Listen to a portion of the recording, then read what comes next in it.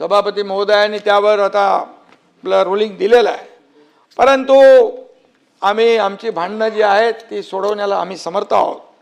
परंतु मी एवढंच सांगतो की निवडणुकांमध्ये कोणी कुणाच्या कानफटात मारली, या महाराष्ट्रातल्या जनतेने ज्या धडा शिकवला, या महाराष्ट्रातल्या जनतेने जे म्हणत होते न्यायालयात, जनतेच्या न्यायालयात जाऊ, जनतेच्या न्यायालयात, जनतेने दाखवून दिलं, तुमची जागा दाखवली।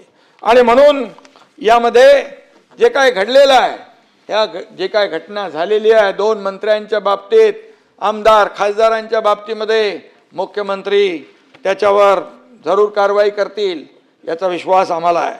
आणि म्हणून काही लोकांनी वाघ आणि वाघाच्या शेपटीचा उल्लेख केला,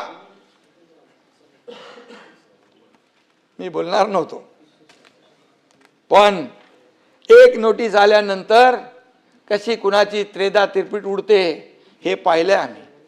कोण कोणाच्या पायावर लोटांगण घालतो हे आम्ही पाहिलंय। मला हे सांगायची वेळ येऊन देऊ नका। आणि या ठिकाणी मी एवढंच सांगेन की अपनी ही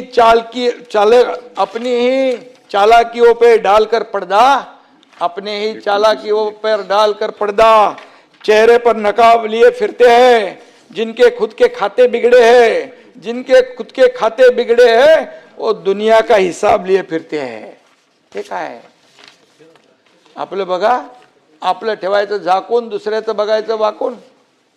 आत्मपरीक्षण करा, आत्मचिंतन करा। आणि त्यावेळेस काय, काल बरेच लोक काय काय म्हणाले, चॅलेंजची भाषा दिली, काय काय म्हणाले, मी ऐकत होतो बाहेरून। आणि त्यावेळी देखील सभापती महोदय वरळीत येऊन दाखवा, वरळीतून तुम्हाला जायचं आहे, हे चॅलेंज आम्हाला दिलं होतं।